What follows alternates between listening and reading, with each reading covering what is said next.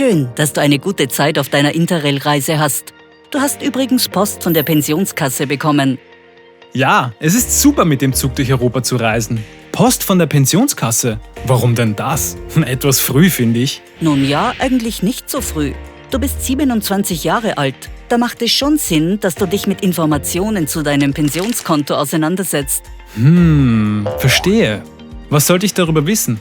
In Österreich gibt es eine gesetzliche Pensionsvorsorge. Wie hoch deine gesetzliche Pension im Alter sein wird, wird stark dadurch bestimmt, wie viel du erwerbsmäßig gearbeitet und verdient hast. Unser Pensionssystem ist so aufgebaut, dass jeder Versicherungsmonat zählt. In diesem Sinne ist es gerade in deinem Alter wichtig, sich darüber Gedanken zu machen. Wie viel ich arbeite und verdiene, ist jetzt schon relevant? Ja, genau. Jedes Monat, in dem du arbeitest, und jedes einzelne Bruttogehalt bis zur Höchstbeitragsgrundlage, das du beziehst, zählt für deine spätere Pensionshöhe. Das österreichische Pensionssystem sieht allerdings nicht nur die gesetzliche Vorsorge vor. Was gibt es denn neben der gesetzlichen Vorsorge noch? Also unser Pensionssystem hat 3 Säulen: die gesetzliche, betriebliche und private Säule. Die verpflichtende gesetzliche Säule haben wir bereits besprochen. Es gibt auch noch die 2. und 3. Säule, die betriebliche und private Vorsorge. Bei der betrieblichen und privaten Säule handelt es sich um freiwillige, zusätzlich mögliche Pensionsvorsorgemöglichkeiten, die die gesetzliche ergänzen. In manchen Betrieben wird in eine betriebliche Pensionskasse eingezahlt, die durch freiwillige Beiträge der ArbeitnehmerInnen noch erhöht werden kann. Mit der privaten Pensionsvorsorge, für die du ganz alleine verantwortlich bist, sind zum Beispiel Fonds, Aktien, Immobilien oder Lebensversicherungen gemeint. Ah, okay. Das überrascht mich alles ein bisschen.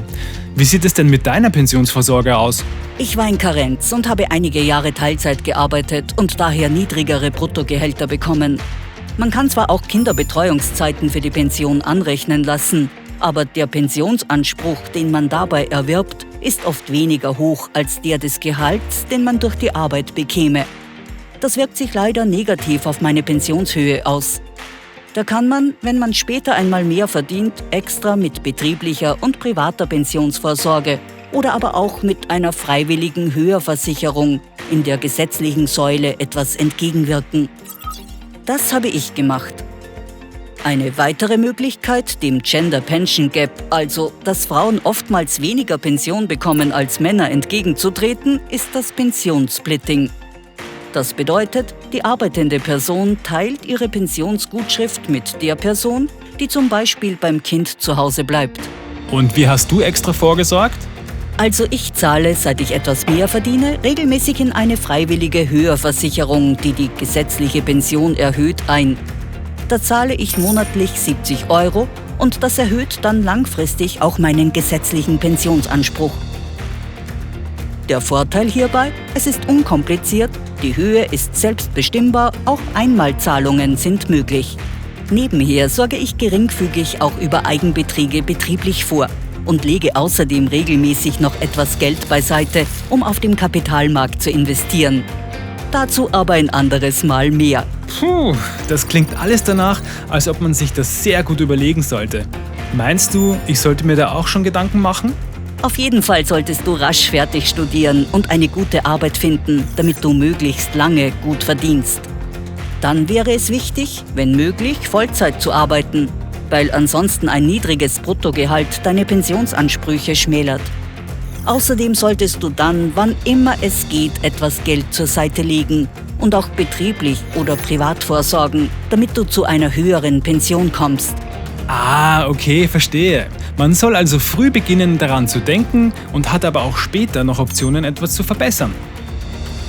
Hi Andi, alles klar? Ja, danke. Ich bin ja gerade in Delphi in Griechenland. Genieße das Reisen.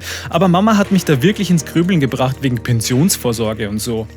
Also ich sollte möglichst schnell fertig werden, zu arbeiten beginnen und mich zur freiwilligen Höherversicherung der betrieblichen und privaten Vorsorge genau erkundigen. Du hast ja noch ein bisschen Zeit, aber man sollte über dieses Thema auch schon in deinem Alter nachdenken und dann danach handeln. Genieße deine Reise jetzt noch, Andreas. Wir freuen uns, wenn du wieder zurück bist. Ciao. Ciao. Ciao.